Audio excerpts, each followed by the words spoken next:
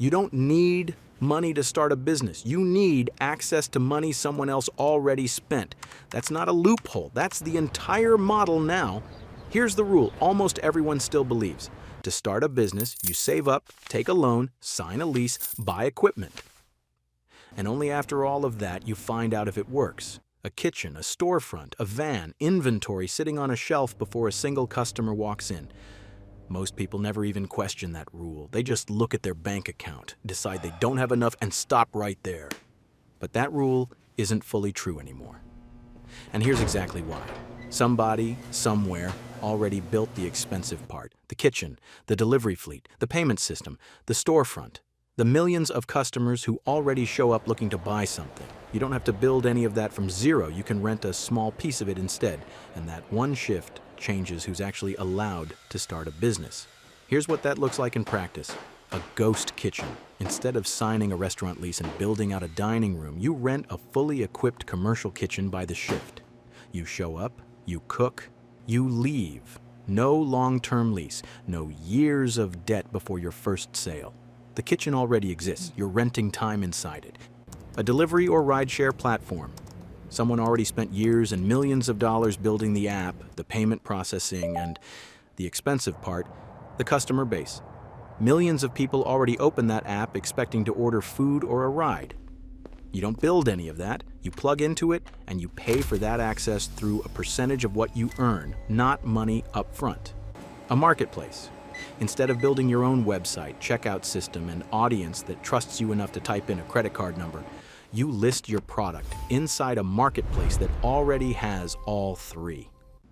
You're not starting a store from nothing. You're renting a shelf inside a store that already has customers walking through it. Even outside of apps, this works the same way. A contractor or a creator can rent specialty equipment by the day instead of buying it outright, paying only for the hours they actually need it, instead of locking up thousands of dollars in a tool that sits in a garage the rest of the year. Notice the pattern in every single example. Someone else already took on the big risk and the big cost one time. You're not repeating that risk. You're renting a small, limited slice of something that already works. And you only pay for the slice you actually use. This is the part worth sitting with because it's the part you can actually use. The old rule was spend money to make money. The new rule is rent access to make money. You're not raising capital. You're not taking on debt. You're paying a small percentage only when you actually earn something, which means the real starting cost for a lot of these businesses isn't thousands of dollars. It's whether you're willing to do the work. That's also exactly why it can feel a little strange, even fake, to people used to the old model. Ownership used to be the proof you were a real business owner. The building, the equipment, the inventory sitting there as evidence you'd earned it. Renting access instead of owning assets breaks that old picture. But here's the practical upside. A big loan is one huge, frightening decision made once with years of consequence attached. A per-shift kitchen rental, a per-delivery fee, a per-sale marketplace cut. These are small decisions you make over and over, and small decisions are simply easier to actually make. That's not a weakness of the model. That's what makes it usable by far more people than the old version ever was. Now, who's actually profiting from all this, and where does the money really go? The platforms profit first and most reliably. The ghost kitchen operator rents the same physical space to a different food brand every shift, all week, instead of betting everything on one restaurant. The app platform takes a cut of every delivery without ever touching a car or a stove. The marketplace takes a percentage of every sale without holding a single item of inventory. None of them carry a risk if your specific business doesn't work out. They just need enough people renting access at volume for their small cut to add up into something enormous. You profit too. That part is real, and it's the part that matters most for you personally. You get to start without the capital that used to be required.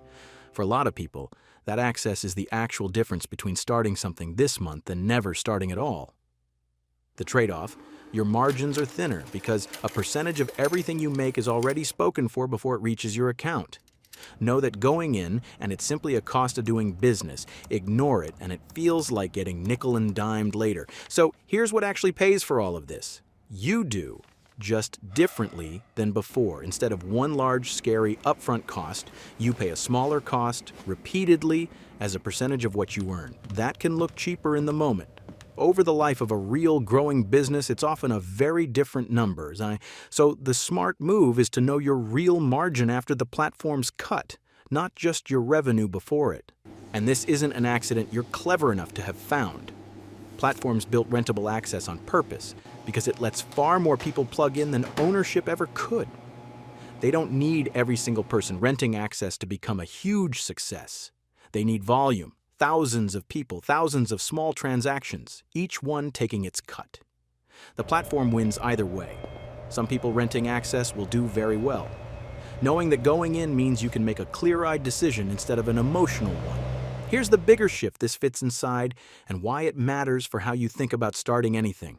For years, consumers have been moving from owning things to renting access to them, streaming instead of buying music, leasing instead of owning a car.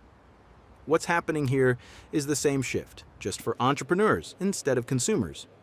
You're not just renting access to things anymore. You're renting access to entire businesses, the kitchen, the fleet, the storefront, the customer base, one piece at a time instead of owning any of it outright, which means the real question isn't, do I have enough money to start a business? It's, what infrastructure already exists that I could rent access to today?